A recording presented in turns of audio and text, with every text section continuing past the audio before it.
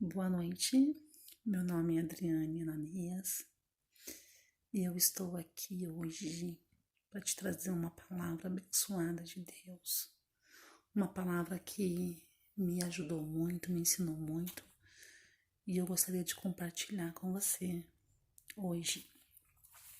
E essa palavra se encontra no livro de Hebreus, de capítulo 4, versículo 12.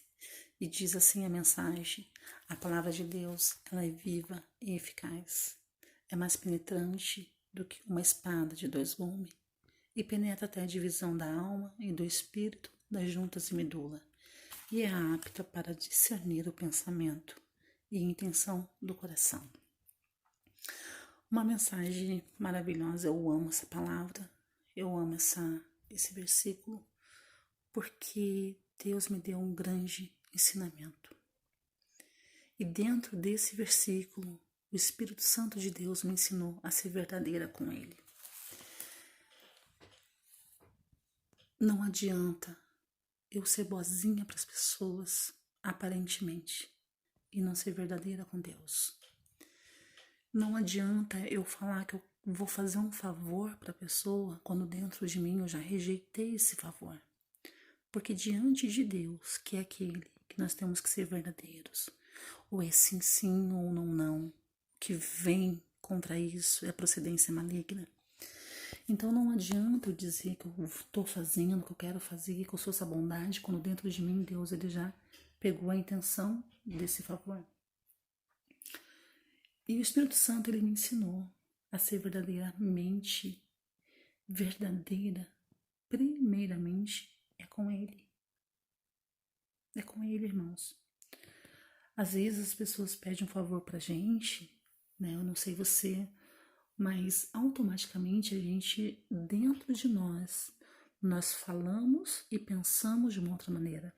Quem sabe dentro de mim eu falei, não estava afim de fazer isso agora, mas eu vou observar quem é a pessoa e de repente alguém que, se eu falar não, eu posso ter um prejuízo de qualquer situação com essa pessoa. Então eu vou olhar para a pessoa e vou dizer, poxa, eu nem queria fazer. Claro que você não vai falar isso, você vai pensar no seu coração, no seu pensamento. E você vai dizer, nossa, eu não estava afim de fazer isso, mas eu vou ter que fazer, porque se eu não fizer, quando eu precisar dessa pessoa para tal coisa, eu não vou ter o favor dela também. Então, você vê como você articula, como você manipula algo para benefício próprio. E quando você já faz isso, Deus ele já pegou a intenção do seu coração. E a intenção do seu coração era não. Mas por algum motivo benéfico a você, você disse sim. Você fez o favor, a pessoa ficou legal com você, mas Deus não aceitou. Deus não aceitou a sua atitude. Então não adianta a gente ser uma pessoa que sempre está falando sim para as pessoas, mas dentro de si, Deus ele já pegou o não. E isso é a parte mais importante dessa palavra. É sim, sim ou não, não. E você dizer não para as pessoas não quer dizer que você é uma pessoa mal, mas de repente, por alguma situação, você não pode fazer, né? E essa palavra, ela é muito apta, ela é muito profunda. E a palavra de Deus, o que me chama a atenção é que a palavra, a espada, ela tem uma força tão grande. Ela tem uma junção, a espada e a palavra, porque eu fui descobrir dentro da mensagem de Deus que a espada cortante, a espada que é mais afiada do que uma faca de dois gumes, porque se a faca corta, a espada corta muito mais. Se a espada já fere, se a faca já fere, a espada fere muito mais. E a espada, ela é exatamente a palavra de Deus. E nós vamos ver mais uma menção dessa palavra da espada no livro de Reis, de capítulo 19, versículo 15, que vai dizer na história de Elias, quando Elias se cansa, Elias entra numa caverna E ele vai estar ali agora naquela fase depressiva, naquela fase melancólico, e que é algo extremamente natural na vida dos profetas, na vida das pessoas que servem a Deus. Por algum tempo a gente se entristece, a gente fica chateado porque às vezes você se disponibiliza mais, você faz mais, você tá ali, gosta das coisas, é tudo certinho, mas de repente outras pessoas não são como você. E de repente você vê que essas pessoas, elas são mais vistas na igreja, elas são mais chamadas, elas estão ali tendo mais apoio, errando do que você que está certo. E isso chateia qualquer pessoa. E Elias agora ele vai entrar na caverna, e quando o anjo do Senhor chama Elias para fora, ele vai fazer uma pergunta: Elias, por que você está aí? E Elias vai se queixar para o anjo de Deus e vai dizer: Ah, Senhor, porque eu estou aqui, porque eu sou tão zeloso, eu cuido tanto, Senhor, para não quebrar minha aliança contigo, mas o teu povo quebra a tua aliança por qualquer motivo. O teu povo não tem zelo, o teu povo não cuida. E naquele momento, o anjo do Senhor ele vai entender que Elias estava cansado. E ele vai agora falar para Elias: Olha, Elias, tudo bem, eu entendo o seu cansaço. Só tem um porém, eu preciso te substituir. E você agora vai voltar no seu caminho de Damasco, porque lá eu tenho um substituto para você. E a coisa mais linda é que Deus, ele encontrou um substituto que ficaria no lugar de Elias. E você vê essa facilidade que Elias ele teve de ensinar, de ir atrás, de ungir. E depois Eliseu ficou conhecido com aquele profeta que fez mais do que Elias. Elias fez milagres através de Deus, Eliseu fez o dobro. Elias ensinou a Eliseu a como ser melhor do que ele. Olha que coisa linda. E Deus ele vai falar: Olha, Elias, tu vai no caminho de Damasco, e lá eu vou te apresentar 3 homens. Azael, tu irá consagrar rei. Jeú, tu irá consagrar rei. Mas Eliseu, tu consagra a profeta. E aconteceu que Elias não consagrou os reis. Ele consagrou Eliseu, a profeta. Mas Deus ele vai falar assim: Olha, Elias, tu consagra a rei, Azael a rei, Jeú a rei, Eliseu a profeta. Porque aquele que pensa que fugirá pela espada de Azael, a espada de Jeú o matará. E aquele que pensa que fugirá da espada de Jeú, a espada de Eliseu matará. E a espada é a palavra de Deus, que é mais cortante do que uma faca de 2 gumes. A palavra é a espada, e a espada, ela te traz vida, mas a espada também te traz morte. Há um versículo em Jeremias, não me recordo agora exatamente aonde está.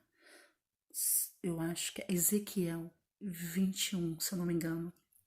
Vai dizer que Deus tira a espada da sua bainha e passará no meio do povo, e até os justos morrerão por causa dos ímpios. Então a palavra de Deus, ela te traz vida, mas a palavra também de Deus te sentencia à morte. E Eliseu faz isso, Elias faz isso. Elias estava cansado e Deus substituiu Elias. E é muito lindo que Eliseu, ele foi um profeta que ele aprendeu com Elias. E ele honrou o Deus de Elias, que passou a ser o rei, o Deus dele. E essa palavra, irmãos, ela hoje ela precisa ser mencionada com essa verdade em cima dos altares.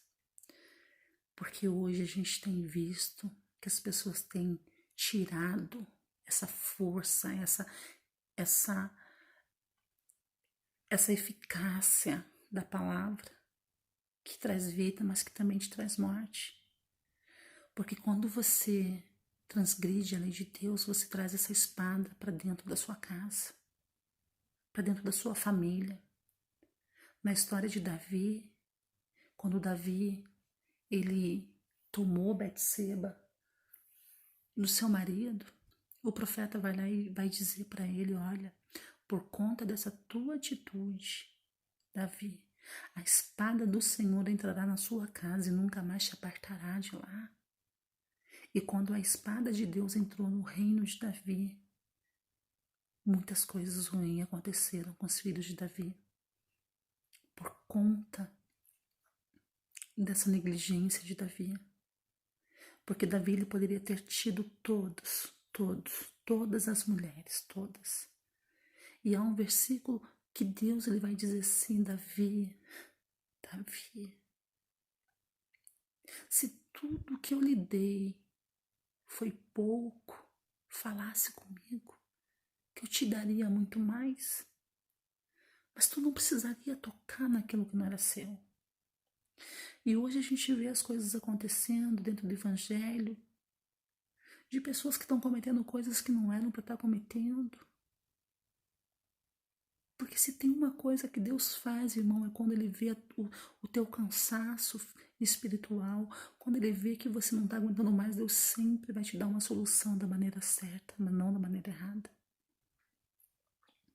E hoje a gente está vendo essas coisas acontecendo dentro do Evangelho, e é onde mancha a igreja de Cristo. E a Bíblia vai dizer: ai daquele que traz o escândalo.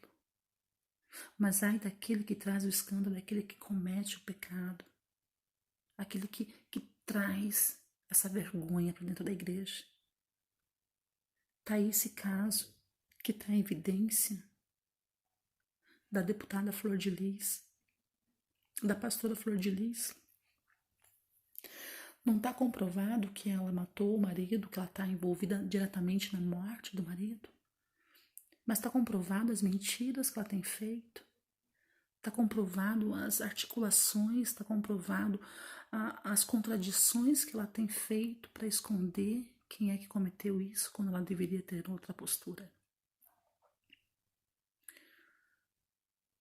Qual é a verdade que ela prioriza? Não é de Deus. Essa já está provada.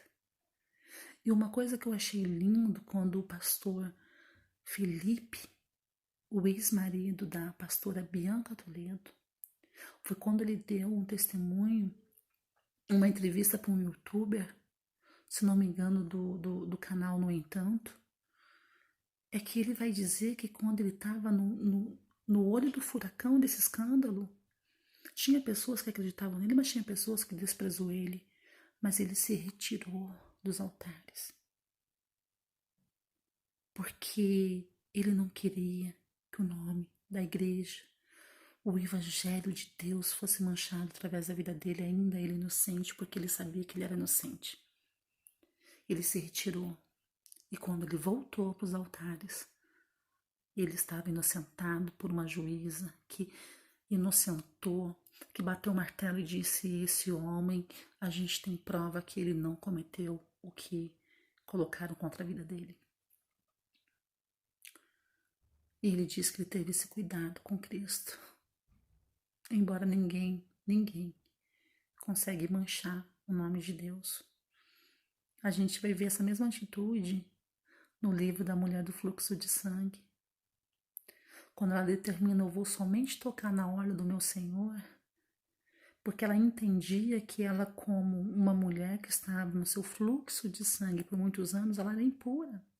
Então, na cabeça dessa mulher, ela achava que se ela tocasse em Cristo, ela estaria sujando, porque ela era imunda. E a Bíblia diz que quando o imundo toca, tudo se torna imundo. Mas não existe ninguém que consegue sujar o nosso Deus. Mas o cuidado que ela teve, eu não preciso tocar nele, porque se eu tocar nele eu vou contaminar ele com a minha sujeira. Mas eu preciso só tocar na orla dele e eu serei curada. Então, eu acredito que por essa atitude dessa mulher, ela conseguiu arrancar a unção de Deus, virtude do Filho de Deus. E quando ela tocou, ele agora vai perguntar para os discípulos: quem é que me tocou? Mestre, muitos tocaram. Não, mas alguém me tocou diferente, porque saiu virtude de mim nesse toque. Ali, esse cuidado dessa mulher, ela conseguiu fazer com que saísse virtude do Filho de Deus. Isso foi lindo. E o que eu me emocionei de ver no caso do Felipe, eu sempre soube desde a primeira vez que essa mulher denunciou ele. A mentira estava estampada na cara dela. Mas ela destruiu por um tempo. E Deus foi lá e Deus fez a mesma coisa que fez com a vida daquela mulher do fluxo de sangue. Porque hoje esse homem está aí de novo e que Deus venha abençoar o ministério dele. E que ele venha ganhar muitas almas para o Senhor com o testemunho que ele tem hoje. Porque ele resistiu. Ele passou por tudo naquela época e não foi fácil.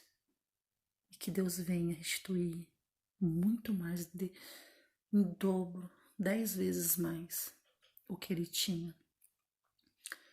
E é esse cuidado que a gente tem que ter pela palavra de Deus.